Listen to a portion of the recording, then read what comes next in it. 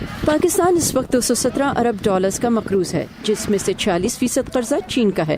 سی pack کی مد میں پاکستان چین سے مزید بڑے قرضے لے رہا ہے، جن کی مالیت 60 ارب کے لگ بھگ بتائی جاتی ہے۔ خنجراب سے پاکستان میں داخل ہونے والے ٹرکس پاکستان کے لیے چینی درآمدات لے کر داخل ہوتے ہیں، لیکن میرے پوچھنے پر پتہ چلا کہ واپس لوٹنے والے بیشتر ٹرکس پاکستان سے خالی جاتے ہیں۔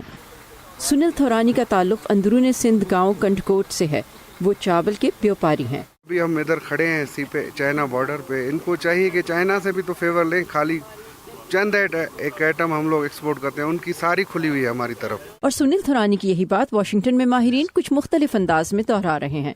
ان کا کہنا ہے کہ پیداوار زیادہ ہوگی تو برآمدات زیادہ ہوں گی۔ اگر پیداوار ہی زیادہ نہیں ہوگی اور ایسی چیزیں پیدا نہیں کی جائیں گی کہ جن کی دنیا کی مارکیٹ میں کھپت ہے، تو پھر صرف انفراسٹرکچر بنانے سے ملک ترقی نہیں کر سکے گا۔ سابق پاکستانی سفیر حسین حقانی کہتے ہیں کہ جو چیز پاکستان اور چین کے تعلق کو مزید پیچیدہ کرتی ہے وہ یہ کہ چین اور پاکستان کا تعلق صرف کاروباری نہیں۔ اقتصادی معاملات میں ہمیشہ خود مختاری بہتر ہوتی ہے۔ بہت زیادہ قرضے اگر ایک ایسے ملک سے لیے گئے جو پاکستان کا اسٹریٹجک ایلائی بھی ہے، تو پھر یہ پاکستان کے لیے آسان نہیں ہوگا کہ کل کو اگر ان میں سے کوئی پروجیکٹ بند کرنا ہو، اس سے انکار کرنا ہو، تو آپ اس کا انکار بھی کر سکیں۔ امریکہ کے بھارت کے ساتھ دفاعی اور انٹیلیجنس کے معاملات پر باہمی تعاون کے معاہدے اور پاکستان کی امداد کی منسوخی جیسے عوامل پاکستان کے چین کے ساتھ اپنی دفاعی اور اقتصادی تعلقات مزید گہرے کرنے کا بھی سبب ہیں۔ تعلقات بنا کے رکھنا پڑتے ہیں اپنے مفادات میں، سب کے اپنے مفادات ہیں۔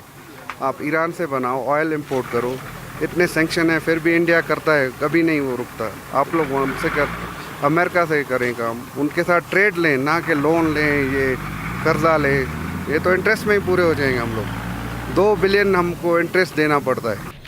سی پیک کے بڑے قرضوں کے ساتھ چھوٹے صوبوں جیسے گلگت بلتستان، بلوچستان اور خیبر پختونخوا کے بڑے تحفظات بھی جڑے ہیں۔ پاکستان کا ایک مسئلہ علاقائیت ہے۔ پاکستان کے تناظر میں اس کا مطلب ہے کہ پنجاب کا صوبہ دوسروں پر فوقیت رکھتا ہے اور وہاں کے بزنس مین سی پیک سے متعلق تمام سرگرمیوں پر حاوی رہیں گے۔ پاکستان کی گزشتہ حکومت ماضی میں اس تاثر کی سختی سے تردید کر چکی ہے کہ پنجاب کو سی پیک منصوبوں میں فوقیت دی جا رہی ہے۔ دوسری جانب سی پیک پروجیکٹس کے قرضوں پر سود کی مد اور ان سے متعلق دیگر تفصیلات عوام کو دستیاب نہیں۔ یہ ایک ایسا نقطہ ہے جس پر ماضی میں عمران خان سی پیک کی شفافیت اور اس سے منسلک کرپشن کے حوالے سے تنقید کرتے آئے ہیں، لیکن حال ہی میں انہوں نے پاکستان کا دورہ کرنے والے چینی وزیر خارجہ کو سی پیک منصوبوں کے لیے اپنی پوری حمایت کا یقین دلایا ہے۔